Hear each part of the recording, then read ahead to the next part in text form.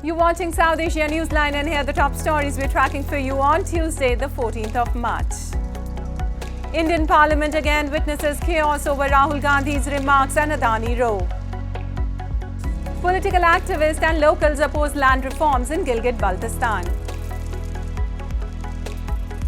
And tourists visit South India to see baby jumbo after elephant misfires win Oscar.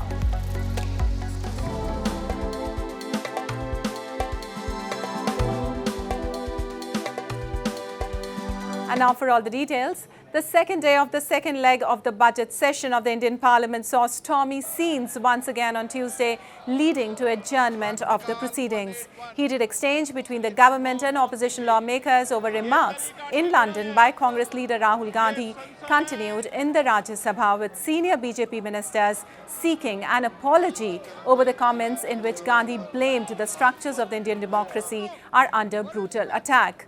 A similar chaos was witnessed in Lok Sabha, the lower house, where opposition lawmakers created a ruckus demanding a joint parliamentary probe in the Adani stocks issue. The first day of the session on Monday had also witnessed similar adjournments due to protest by the opposition.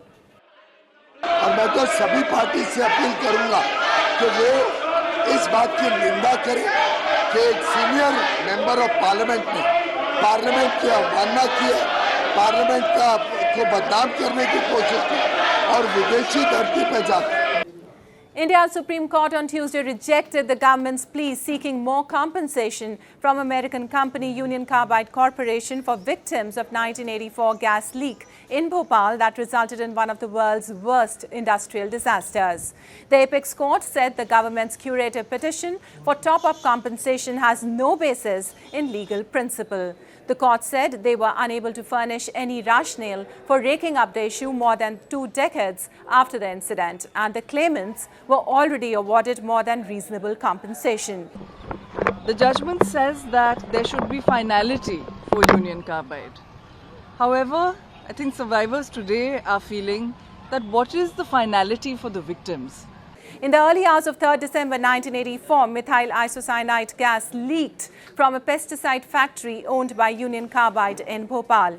Reports suggest more than 500,000 people were poisoned and the official death toll exceeded 5,000. The company agreed to pay an out-of-court settlement of $470 million in damages in 1989. Thousands of survivors of the tragedy have said they, their children and grandchildren are still struggling with chronic health problems as a result of the leak and toxic waste left behind. Well, Muttahida Qaumi Movement founder leader Altaf Hussain on Monday lost a legal battle against the breakaway faction of his party over the ownership of 7 London properties worth nearly £10 million.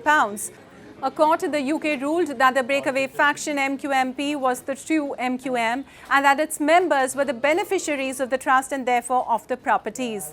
The MQM split into 2 factions, MQM London and MQM Pakistan, in August 2016 after a speech made by Hussain allegedly triggered violence in Pakistan's largest city, Karachi.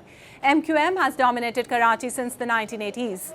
When security forces cracked down on the party in the 1990s, Altaf Hussain sought asylum in the UK. But the leader has remained vocal about political developments in the country. And residents and political activists in Gilgit, Baltistan have raised objections over the formation of a committee to propose land reforms in the occupied territory, accusing that it is another attempt by Pakistan to change the demography of the region. A report.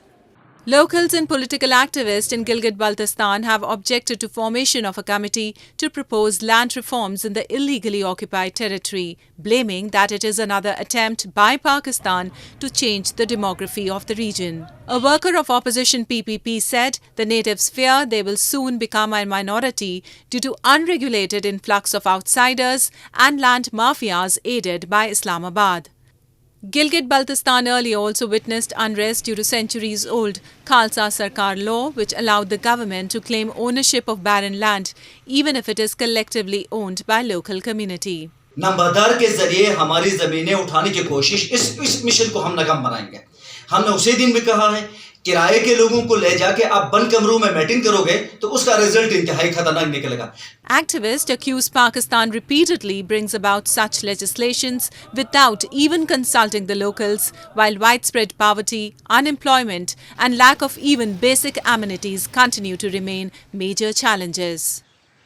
And Chandra Paudel, a social democrat, was sworn in as Nepal's third president on Monday, days after he comfortably won the election for the top post. In a special ceremony at the President Palace, acting Chief Justice Hari Krishna Karki administered the oath to 78-year-old Paudel in the presence of Prime Minister Pushp Kamal Dahal. Paudel replaces Vidya Devi Bhandari, whose term ended on March 12th. However, as PM Dahal backed Paudel, a Nepali Congress candidate for the post, the ruling coalition has split with key alliance partners CPN-UML and RPP withdrawing their support. The Prime Minister will now have to take a vote of confidence within 30 days. He is expected to cobble together a new coalition with the Nepali Congress Party and other smaller groups in the next 2 weeks. Well, Indians are in jubilation after the Elephant Whisperers documentary won an Oscar this week. To get a glimpse of the baby elephant Raghu from the documentary, people from across the world are thronging its habitat in southern India. Take a look. After the Indian documentary short film The Elephant Whisperers won an Oscar this week, a large number of tourists have started thronging the Madumalai Thepakadu elephant camp in India's southern Tamil Nadu state to witness the baby elephant Raghu from the documentary.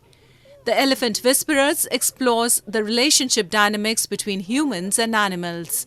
It is about the tribal couple Bowman and Beli's bond with abandoned elephants Raghu and Amu.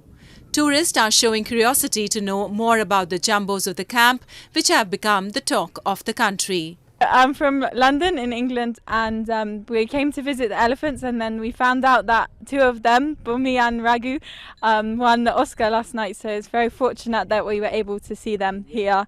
We heard about the Oscar award winning elephant, and so we have come here to Madumalai camp, reserve camp, where we've seen the Raghu, the Oscar-winning elephant, and Bobby, the other elephant, which is also an amazing one. So this one you can see in the background, the cute one, very cute. You just fall in love with it. While accepting the award, filmmaker Kartiki Gonsalves said the documentary film aimed to highlight indigenous people and animals. The elephant camp in the Madumalai Tiger Reserve is the oldest in Asia, established 105 years ago. It has about 28 elephants and is situated on the banks of the river Moyar. That's all in tonight's edition. We'll see you same time tomorrow. Good night.